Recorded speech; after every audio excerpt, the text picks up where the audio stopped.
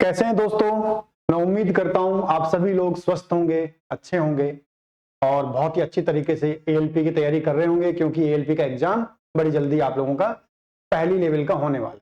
आज हम लोग बड़ा ही ज्यादा इंपॉर्टेंट चीजों पर डिस्कस करेंगे आपके एग्जाम से रिलेटेड और आपकी पूरी एएलपी की पूरी जर्नी के लिए कि एएलपी का फॉर्म भरने के बाद से पहला भी आपका एग्जाम होने वाला सीबीटी 1, उसके बाद अगला स्टेप क्या होगा, इसमें कितना मार्क्स आपको लेके आने से आपका एग्जाम क्लियर होता हुआ चला जाएगा, हर एक स्टेप बाय स्टेप उन सभी के बारे में डिस्कस करेंगे। दोस्तों ये वैकेंसी इसी साल 2024 में निकली थी और पहले कुछ वैकेंसी में सीटें कम थी, फिर उसके बाद में सीटें बढ़ा दी गई हैं। तो बड़ा अच्छा मौका आप लोगों के पास में लोको पायलट बनने का, इससे अच्छा मौका फिर नहीं मिलेगा, क्योंकि लगभग 5-6 साल में फिर से ये मौका आया है जिनका सपना लोको पायलट बनने का था उनका सपना पूरा करने के लिए। दोस्तों ये वैकेंसी है CEN नंबर 01/2024। CEN का मतलब सेंट्रलाइज एम्प्लॉयमेंट नोटिस, ठीक है। तो अगर आप लोग आरआरबी की साइट पे इसके बारे में देखेंगे तो आप लोगों को ये 01/2024 को याद रखना है, जिससे कि आप लोग उसी का कंसर्न चीजों का आप देख पाए, ठीक है। तो एएलपी का पूरा नाम हो गया असिस्टेंट लोको पायलट। आप लोगों को खुद को पता है, क्योंकि आप लोग उसका फॉर्म भर चुके हैं, तैयारी कर रहे हैं, लगातार काफी टाइम से आप लोगों की तैयारी चल रही है। अभी इसकी हम लोग स्टेप बाय स्टेप एक चीजों को देखेंगे। जैसे इसकी जो प्रोसेस है ये इन स्टेप्स में पूरी होने वाली है। ये आप लोगों के पास में 5 स्टेप्स आपको फॉलो करते हुए आप लास्ट में एक अच्छे लोको पायलट बन जाएंगे, अगर इन स्टेप्स को आपने सभी को फॉलो किया तो। मैं जैसे बताता जाऊंगा, आप लोगों को थोड़ा ध्यान से सुनिएगा। आप चाहें तो इसका स्क्रीनशॉट भी ले लीजिएगा, क्योंकि वैसे मैंने कोई अलग से नहीं लिया है। ये जो आपका नोटिफिकेशन आया हुआ था एएलपी का, उसी का कंटेंट मैंने उठा के यहाँ लगाया हुआ है आपको बिल्कुल तरीके से समझाने के लिए, ठीक है। तो देखिए पहला स्टेज जो आप लोगों का होने वाला है, जो है CBT 1 के नाम से, ये अभी आप लोगों का जस्ट नवंबर एंड में होने वाला है। और इसके होने के बाद में जो बच्चे इसमें पास हो जाएंगे, पास मतलब इसकी मेरिट में शॉर्ट लिस्टेड हो जाएंगे, वही लोग CBT 2 अपियर हो पाएंगे। ऐसा नहीं है कि हर कोई अपियर हो पाएगा। लगभग 17 लाख लोगों ने, आप लोगों ने फॉर्म अप्लाई किया, भरा है इसका एएलपी के लिए, 17 लाख लोगों ने।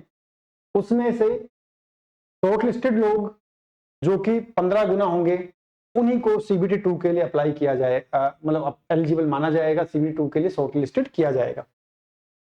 जो लोग CBT 2 का एग्जाम पास कर जाएंगे और इसकी मेरिट में आ जाएंगे, उन लोगों को अगली स्टेज के ऊपर जाना की परमिशन मिलेगी, कंप्यूटर बेस्ड एप्टीट्यूड टेस्ट, या जिसको CBT 3, या जिसको साइकोमेट्रिक टेस्ट, या जिसको एप्टीट्यूड टेस्ट भी बोलते हैं, इनमें से कोई भी नाम हो, उनके लिए आपको शॉर्टलिस्ट किया जाएगा अगली स्टेज के अंदर।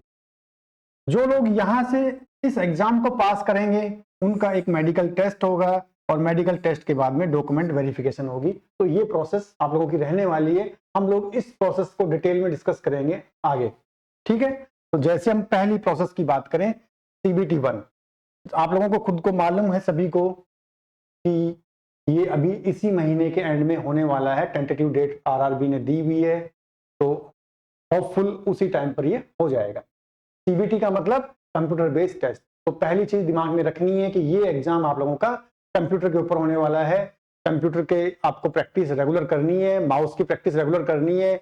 आपको बुरी से बुरी कंडीशन के माउस का यूज करना भी आना चाहिए, क्योंकि एग्जाम सेंटर के अंदर वो आपका घर का माउस अलाउ नहीं करेंगे। वहां जो माउस आपको मिलेगा, हो सकता है उसकी कंडीशन थोड़ी खराब हो, उसके बटन्स वगैरह सही से काम नहीं कर रहे हो, स्क्रॉल बटन काम नहीं कर रहा हो। तो आप कोशिश कीजिए कि अपने घर पे या साइबर कैफे में या कहीं भी आप जो प्रैक्टिस कर रहे हो, तो थोड़े बुरे से बुरे माउस का यूज करें, खराब से खराब माउस का यूज करें, जिससे कि आपका रियल एग्जाम में आपको दिक्कत ना आए। अब थोड़ा सा हम कुछ डिटेल में देखते हैं कि दोस्तों ये आपका 1 घंटे का पेपर होने वाला है, 7 मिनट का पेपर होगा, 60 मिनट का। और इस पेपर में आपके 75 क्वेश्चन होंगे और ये 75 क्वेश्चन 75 ही नंबर के होने वाले हैं, यानी कि पर क्वेश्चन 1 नंबर का, एक क्वेश्चन 1 नंबर का। यहाँ आप लोगों के सामने नेगेटिव मार्किंग रहने वाली है एग्जाम में, और नेगेटिव मार्किंग रहेगी आपकी 1/3, 1/3, यानी कि 3 क्वेश्चन गलत होने पर आपका 1 नंबर कट जाएगा, या 0.33 आपका एक क्वेश्चन पे कट जाएगा। दोनों में से कोई भी एक, समझने के लिए, ठीक है।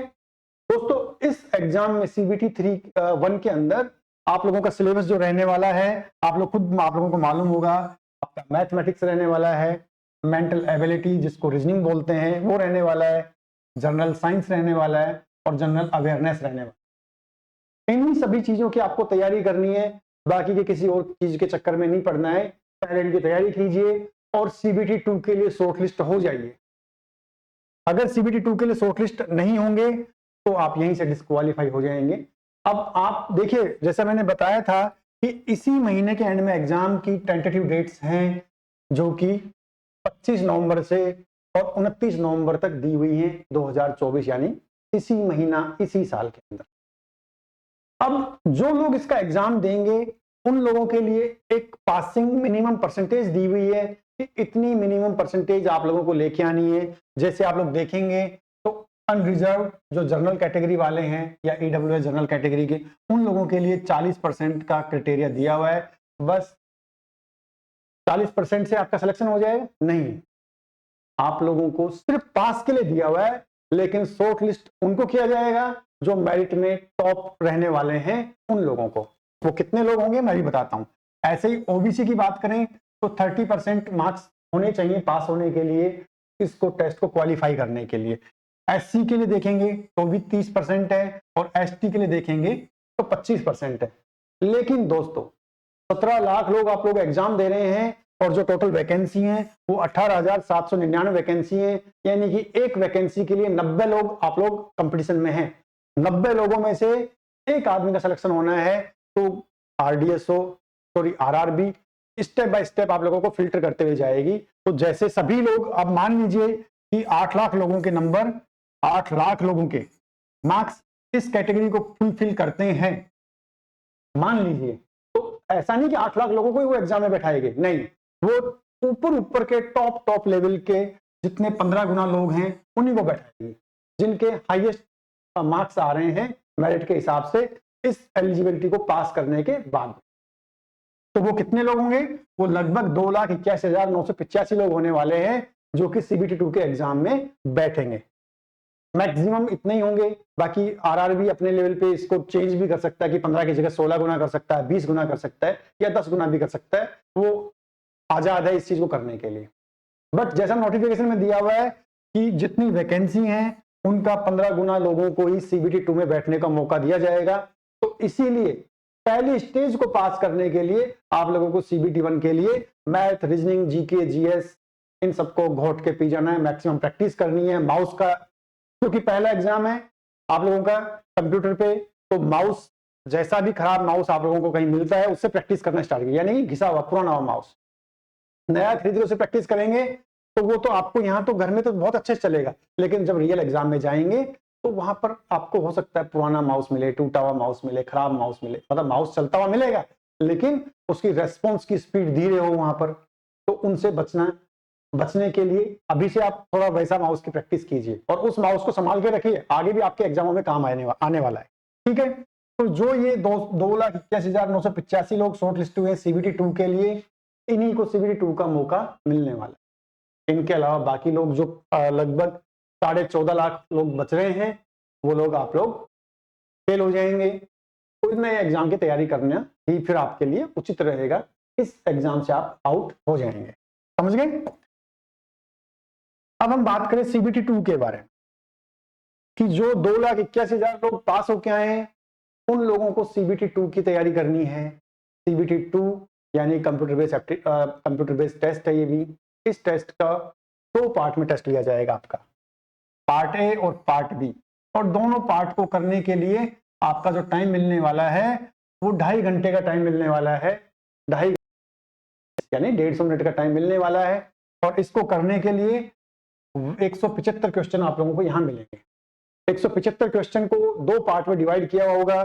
पार्ट ए के अंदर 90 मिनट के अंदर 100 क्वेश्चन करने होंगे और पार्ट बी के अंदर 60 मिनट में 75 क्वेश्चन करने होंगे। इनको करने के लिए सेपरेट टाइम मिलेगा अलग अलग, आप किसी दूसरे पार्ट में मूव नहीं कर सकते हैं। पहले आपका पार्ट ए कंप्लीट होगा, ये पार्ट ए पूरा 90 मिनट में कंप्लीट होगा, उसको पूरा कंप्लीट होने के बाद में आप पार्ट बी में जंप कर पाएंगे, जा पाएंगे, दूसरे पार्ट के क्वेश्चंस को अटेम्प्ट कर पाएंगे। दोनों इंडिपेंडेंट पार्ट रहेंगे, बीच में कोई रिलैक्सेशन या रेस्ट का टाइम नहीं मिलने वाला है। ये आपका कंटिन्यू 2.5 घंटे एग्जाम चलने वाला है, ये आप लोगों को मालूम होना चाहिए।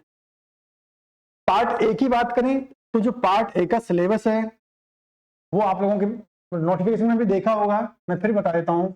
मैथमेटिक्स आने वाला है, उसके अंदर जनरल इंटेलिजेंस आने वाला है, प्योर रीजनिंग, इसके अलावा बेसिक साइंस एंड इंजीनियरिंग का पार्ट आने वाला है। ये 3 पार्ट आपके पार्ट ए में आने वाले हैं और ये कितने होंगे?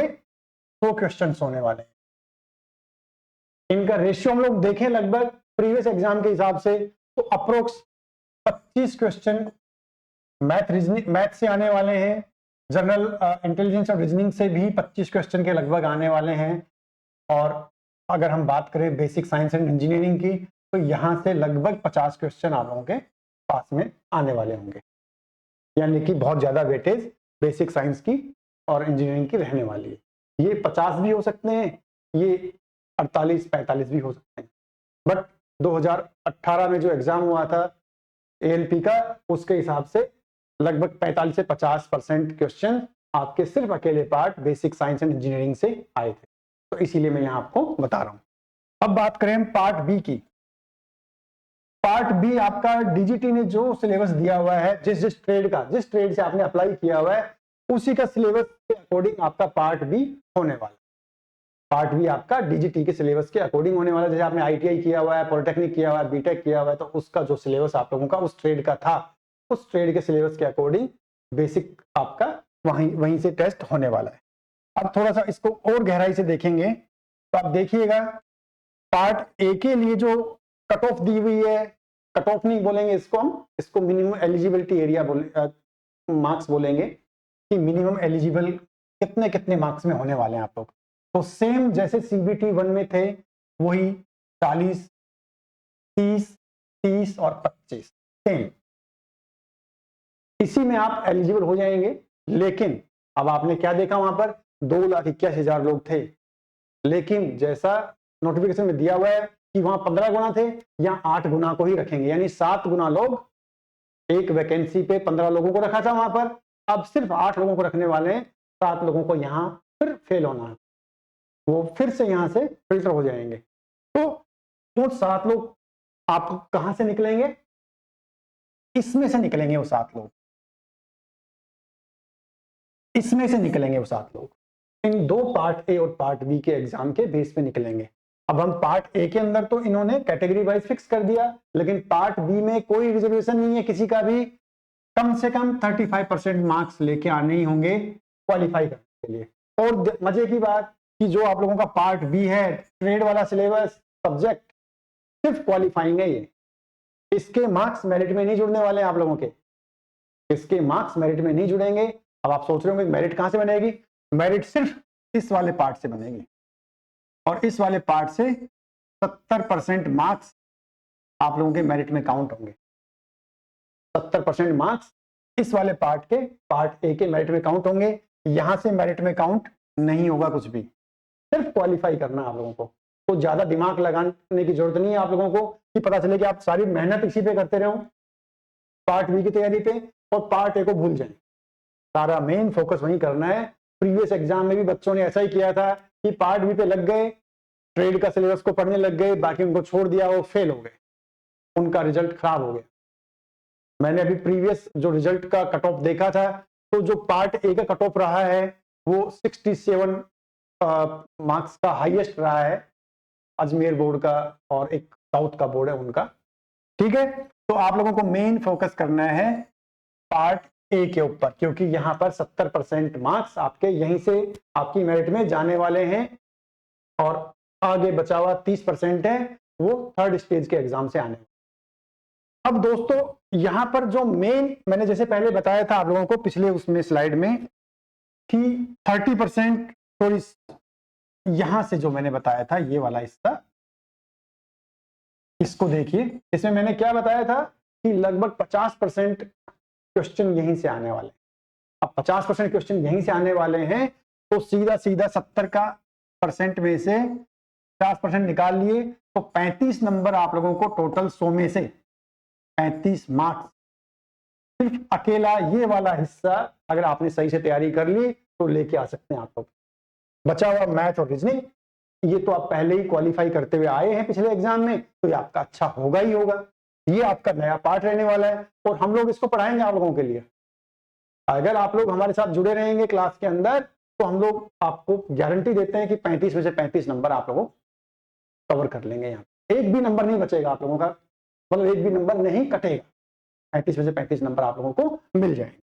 ठीक है, तो अब हम थोड़ा सा और आगे देखें इसको। जैसा मैंने बताया था 8 गुना ही बच्चे यहाँ पर पास होके आने वाले हैं, तो लगभग 1.5 लाख यानी 1,50,392 लोग ही 17 लाख में से यहां तक पहुंच पाएंगे। बचे 15.5 लाख, वो 15.5 लाख लोग अगले किसी एग्जाम की तैयारी करेंगे या फिर कभी ALP का एग्जाम आएगा तो उसका इंतजार करेंगे और अपनी तैयारी कंटिन्यू रखते रहेंगे। और ये लोग फाइनल स्टेज का जो एग्जाम होता है CBAT computer based aptitude test, उसके लिए एलिजिबल रहेंगे, उसमें बैठ सकते हैं। जैसा मैंने अभी बताया था कि 70% वेटेज आपके पार्ट ए की रहने वाली है इसके CBT 2 से। तो CBT 2 का पार्ट ए बहुत ही ज्यादा इंपॉर्टेंट है, पार्ट बी भी इंपॉर्टेंट है, लेकिन क्वालिफाई करने के लिए पार्ट ए इंपॉर्टेंट है आपकी मेरिट बनाने के लिए। आप बाद में सोचेंगे भाई कहीं आपको बड़ी तकलीफ होगी, बड़ा आपको अफसोस होगा कि अरे मेरा तो पार्ट ए बहुत अच्छा नहीं हुआ, बट पार्ट बी तो मेरा बहुत जबरदस्त हुआ है, शानदार हुआ, क्योंकि आप ट्रेड के महारथी हैं। तो ट्रेड के साथ साथ आप लोगों को बेसिक इंजीनियरिंग एंड साइंस को भी कवर करना है, आपको मैथ रीजनिंग को भी कवर करना है। तो हम लोग आपको बेसिक साइंस एंड इंजीनियरिंग को हम लोग पढ़ाएंगे, तो उसको अगर आप रेगुलर कवर करेंगे, यूट्यूब पे फ्री क्लासेस रहने वाली हैं, टेस्ट सीरीज हमारे पास रहेगी लेटेस्ट अपडेट के साथ में, प्रीवियस ईयर पेपर रहने वाले हैं, उसके अंदर क्वेश्चंस रहने वाले हैं, 2018 में जो पेपर हुआ था उसके क्वेश्चंस भी हमने उसमें इंक्लूड किए हुए हैं, वो भी रहने वाले हैं और डिटेल में रहने वाले हैं। यानी कि एक क्वेश्चन के 4 ऑप्शन होते हैं, तो 4 ऑप्शनों में से सही ऑप्शन कौन सा है और बाकी जो 3 ऑप्शन है वो गलत है, तो वो किसके ऑप्शन है। यानी कि हर एक ऑप्शन को डिस्कस किया जाएगा उसके अंदर, option A B C D जो भी 4 ऑप्शन होंगे, चारों को हम लोग प्रॉपर डिटेल में डिस्कस करेंगे। और इस तरह से अगर आप लोग तैयारी भी करेंगे तो आप लोगों का ये 35 में से 35 नंबर लेके आना CBT 2 का पार्ट ए के अंदर बेसिक साइंस एंड इंजीनियरिंग में से कोई रोक नहीं सकता है। इंटरेक्टिव क्लास रहने वाली है, वो पूरा का पूरा आप लोग खुद प्रैक्टिस कर पाएंगे। अब हम बात करते हैं CBAT की। CBAT यानी कंप्यूटर बेस्ड एप्टीट्यूड टेस्ट, ये आपकी फाइनल स्टेज है एग्जाम की, सिलेक्शन की नहीं बोल रहा हूं मैं, ये एग्जाम की फाइनल स्टेज है। और ये एग्जाम आपका 2 ही लैंग्वेज में होगा। इससे प्रीवियस जो एग्जाम हुए हैं आपके CBT 1 और CBT 2 वो ओरिजिनल लैंग्वेज में भी अवेलेबल रहने वाले हैं, इन 2 के अलावा, हिंदी और इंग्लिश के अलावा। बट ये सिर्फ हिंदी और इंग्लिश में रहने वाला है, बाकियों में नहीं रहने वाला है। ठीक है, दूसरे ध्यान देने की चीज कि यहां इसको थोड़ा सा देखिए, आप समझ जाएंगे कि आपको यहां पर CBT 3 के अंदर या CBAT में या साइको में या एप्टीट्यूड टेस्ट में 5 बैटरियां मिलने वाली हैं। आपको हर एक बैटरी में क्वालिफाई करना जरूरी है। अगर आपको किसी एक बैटरी में डिस्क्वालीफाई हो गए हैं तो आपका इस पूरे टेस्ट से डिस्क्वालीफाई हो जाएंगे। तो आपको पांचों की पांचों बैटरी क्वालिफाई करनी जरूरी है। कैसे करनी है उसमें हम लोग मदद करेंगे, हम लोग एक्सपर्ट हैं साइको के। इंडिया में साइको में एक अच्छा खासा हमारा नाम है।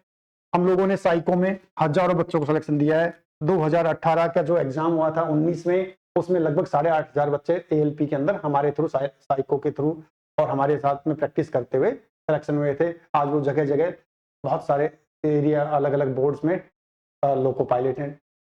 ठीक है, तो जैसा मैंने बताया कि 5 बैटरियां होंगी, ये 5 बैटरियों के नाम दिए हुए हैं जो कि इसमें एग्जाम में होने वाली हैं। हर एक बैटरी में अलग अलग कुछ टॉपिक्स होंगे, किसी में 5 टॉपिक होंगे, किसी में 3 टॉपिक होंगे, किसी में 2 टॉपिक होंगे। वो हम लोग जब डिटेल में इसको समझेंगे, पढ़ेंगे, तब समझेंगे। बस अभी तो आपको जस्ट ओवरव्यू होना चाहिए, इसका बेसिक नॉलेज मालूम होनी चाहिए। इन बैटरियों के नाम है, एक तो memory battery, following direction battery, depth perception battery, concentration battery और प्रिसिप्शन स्पीड बैटरी। ये 5 बैटरियां हैं। इन 500 बैटरियों में से आपको 5 कोई भी एक एक सब में से बैटरी पूछी जाएगी और उन्हीं बैटरियों के अकॉर्डिंग आप लोगों को पास भी होना पड़ेगा। पास होने के लिए यहां देखिए, ये T स्कोर करके एक टर्म है, तो आप लोगों को 42 टी स्कोर लेके आना होगा। अब टी स्कोर क्या है, इसके लिए हमने हमारे YouTube channel smart online exam पे एक वीडियो डाला हुआ है, आप उसको वहां जाके देखिए, आप लोगों को मालूम चल जाएगा कि टी स्कोर होता क्या है। टी स्कोर वैसे आप जितने भी लोग एग्जाम देंगे, 1.5 लाख लोग जो एग्जाम देने वाले हैं, उन सबके एवरेज स्कोर के साथ में निकलने वाले, ठीक है। तो इसके लिए आप यूट्यूब पे जाके वीडियो देख लीजिएगा, तो आपको ज्यादा जानकारी मिल जाएगी। तो वैसे टी स्कोर का थोड़ा बेसिक बता दूं, तो ये 20 नंबर से स्टार्ट होता है और इसका हाईएस्ट 80 नंबर तक टी स्कोर जाता है, 20 से 80 के बीच में।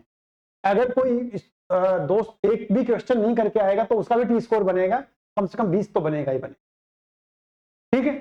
पर आप लोगों को 42 टी स्कोर लेके आना है कम से कम, ये मार्क्स नहीं है, ये परसेंटेज नहीं है, 42 टी स्कोर लेके आना है कम से कम। और ये 42 टी स्कोर से ज्यादा जो होंगे वो मेरिट में उसके लिए जो पिछला 70% था उसके साथ में यहां से जो मिलने वाले हैं, यहां से आपको मिलने वाले हैं 30%। आपको यहां से जो 30% मिलने वाले हैं, ये 30% आपके सीबैट से मिलेंगे और 70% आपको सीबीटी 2 से मिलने वाले थे पार्ट ए से। तो इन दोनों को मिला के आपकी पूरी मेरिट बन जाएगी, आपका सिलेक्शन के लिए स्कोर यहीं से बनने वाला, ठीक है। तो मेरिट बनाने के लिए ये दोनों चीजों को जोड़ के ही आपकी मेरिट बनेगी। जैसा मैंने पहले बताया था कि पांचों सेक्शन को क्वालिफाई करना जरूरी है सीबैट के अंदर। अगर किसी एक में आपका 41.99 भी रह गया तो भी आप डिस्क्वालीफाई हैं, नॉट सुटेबल। अगर 41.99 भी रह गया तो नॉट सुटेबल है, डिस्क्वालीफाई हैं। तो आपको 42 तो कम से कम टी स्कोर अचीव करना ही करना पड़ेगा, 42 या 42 से ज्यादा। जितना ज्यादा होगा उतना ही आपका मार्क्स जो 30% के लिए यूज होने वाले हैं वो बढ़ जाएंगे। समझ गए? क्वेश्चन की क्वांटिटी अलग अलग टॉपिक वाइज अलग अलग होती है, तो यहाँ मैं क्वेश्चन की क्वांटिटी बताऊंगा नहीं। टाइम भी यहाँ पर अलग अलग होता है, हर एक बैटरी वाइज और हर एक टॉपिक वाइज टाइम अलग अलग होता है। तो जो टॉपिक या बैटरी उस एग्जाम में आएंगे उसके हिसाब से टाइम और क्वेश्चंस की क्वांटिटी रहने वाली है। इसका जो एग्जाम है वो आरडीएसओ करवाता है, आरआरबी इसका ऑर्गेनाइजर है, बट आरडीएसओ इसके एग्जाम को कंडक्ट करवाता है, सीबैट के एग्जाम को, ठीक है। अब जब सीबैट में आप क्वालिफाई हो गए हैं तो उसके बाद में आप शॉर्टलिस्टेड हो गए हैं, क्वालिफाई होने के बाद में तो आपका अगला पार्ट होगा मेडिकल एग्जामिनेशंस।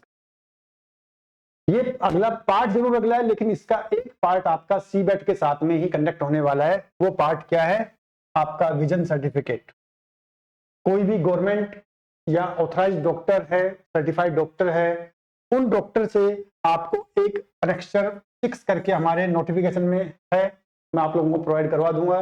वो आपको डाउनलोड करना पड़ेगा, उसको भर के फिल करके डॉक्टर से सर्टिफाइड करवाना पड़ेगा। और वो आप लोगों को एग्जाम के ड्यूरेशन, कौन सा एग्जाम में, कंप्यूटर बेस्ड एप्टीट्यूड टेस्ट के एग्जाम में जब जाएंगे तो वहां सबमिट करना पड़ेगा। जिसने वो वहां सबमिट नहीं किया तो आपकी इतने दिनों तक की हुई मेहनत सारी जीरो हो जाएगी। तो आप लोगों को ध्यान रखना है, विजन सर्टिफिकेट आप लोगों को अपना बनवाना है। और कब बनवाना है? सीबैट में जाने से पहले, कंप्यूटर बेस्ड एप्टीट्यूड टेस्ट में जाने से पहले आप लोगों को बनवाना है, ठीक है। इसके बगैर आप लोगों की वहां पर एंट्री नहीं होगी, आपका कंप्यूटर बेस्ड एप्टीट्यूड टेस्ट या साइको टेस्ट लिया नहीं जाएगा, आपको वापस भेज दिया जाएगा। तो उस सब चीजों से बचने के लिए आप लोग पहले ही अपनी प्लानिंग करके रखें कि इसका विजन सर्टिफिकेट को बनवाने। लास्ट पार्ट आप लोगों का है डॉक्यूमेंट वेरिफिकेशन। डॉक्यूमेंट वेरिफिकेशन आपका लास्ट पार्ट हो गया और इस पार्ट को पूरा प्रोसेस होने के बाद में आपका सिलेक्शन हो जाएगा, आपके डॉक्यूमेंट्स की वेरिफिकेशन हो जाएगी। इसके अलावा आपका करेक्टर सर्टिफिकेट्स वगैरह भी चेक किया जाएगा, आप करेक्टर से अच्छे हैं तो ही आपको रखा जाएगा रेलवे के अंदर, और इन सबसे पहले मेडिकल आपका हो चुका होगा। तो इस तरह से ये आप लोगों का रेलवे में लोको पायलट बनने का पूरा एक रोड मैप है, प्रोसेस है। इस प्रोसेस को अगर आप लोग सही से फॉलो करेंगे तो आप लोगों को स्टेशन लोको पायलट बनने से कोई रोक नहीं सकता है। आप जरूर लोको पायलट बन पाएंगे और एक अच्छे लोको पायलट बन के आप देश की सेवा